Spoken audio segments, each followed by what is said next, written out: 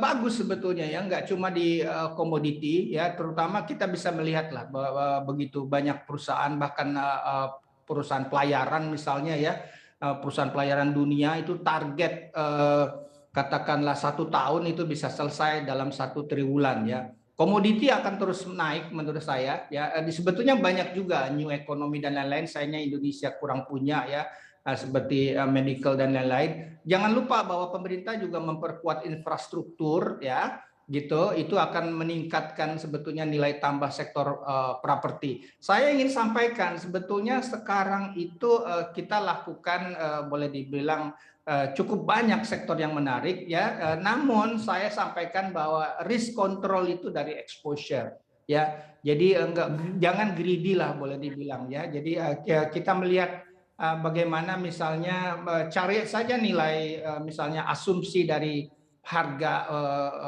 komoditi yang bersangkutan, apakah moving average 5 tahun dan lain-lain, nanti translate ke model berapa revenue-nya, berapa struktur cost, dan di situ nanti kita bisa melihat earning-nya. Ya sekali lagi Indonesia itu diuntungkan karena pengelolaan makronya yang lebih baik ya dibandingkan katakanlah 10 tahun sebelumnya, dan kita melihat juga bahwa geopolitik saat ini lebih menguntungkan Indonesia ya. Jadi kalau komoditi saya tetap suka untuk melihatnya, dan ini cukup banyak. Sekali lagi multipolar Cold War ini akan cukup lama. Beberapa analis mengatakan kekeliruan Amerika itu adalah menyebabkan musuh-musuh besar mereka seperti Tiongkok dan Rusia itu tidak bermusuhan gitu. Sekarang mereka lebih aktif. Ingat pada tahun lalu juga ketika masa Trump ada keretakan di misalnya NATO ya, di sekutu mereka. Jadi suasananya kompleks ini ya. Jadi sangat bisa jadi ini sebetulnya bergerak kepada penggantian boleh dibilang ini ya, superpower shift, power shift gitu.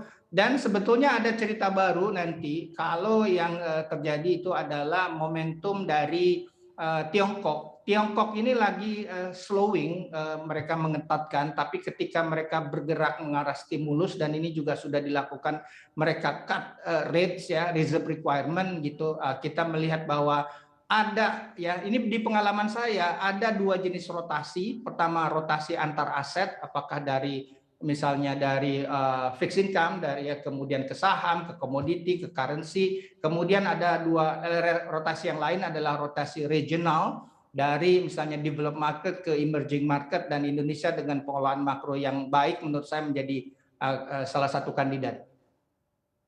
Baik, tapi kalau kita lihat begitu dari sentimen ataupun adanya ketegangan dari kondisi geopolitik di Rusia dan juga Ukraina untuk strategi investasi dan juga rebalancing dari portofolio di Bahana sendiri seperti apa, Pak Budi? Begini, yang Indonesia yang kita hadapi adalah kita menikmati inflasi ya. Jadi riding inflation strateginya ini pernah terjadi tahun 2006-2007 ya. Sebetulnya aset saham lebih fleksibel. Kalau ada inflasi, strateginya adalah tunggangi penyebab inflasi dengan membeli saham komoditi. Sementara kalau obligasi, kita melihat bahwa 2 tahun terakhir obligasi relatif kurang bagus. Pertama, kita melihat bahwa pemerintah juga masih berjibaku untuk penanganan COVID, sehingga pemerintah masih running defisit yang tinggi. Itu juga kita melihat bahwa kepemilikan asing terhadap SBN ya, itu sudah turun kepada level tahun 2010 ya. Bayangkan. Jadi lebih dari 10 tahun terakhir, selain juga mereka concern dengan the Fed.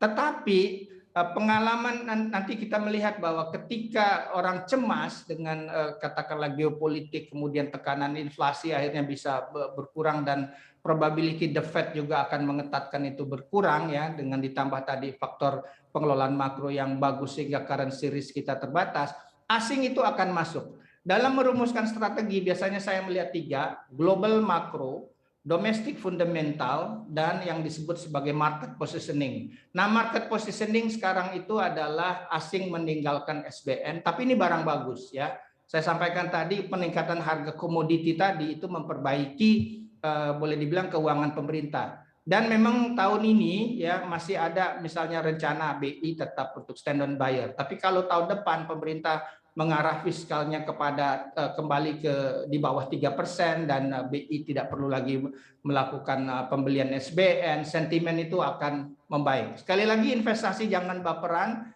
kita melihat kita perlu acuan untuk cuan ya, dan bagaimana fundamentalnya ya. Global makro itu cenderung positif bagi Indonesia, domestic fundamental sedang diperbaiki, sedang diperkuat, dan market positioning asing sebetulnya walaupun masuk di saham ini 10 tahun terakhir asing itu masih outflow ya, baru 2 tahun terakhir itu asing masuk kembali ke saham.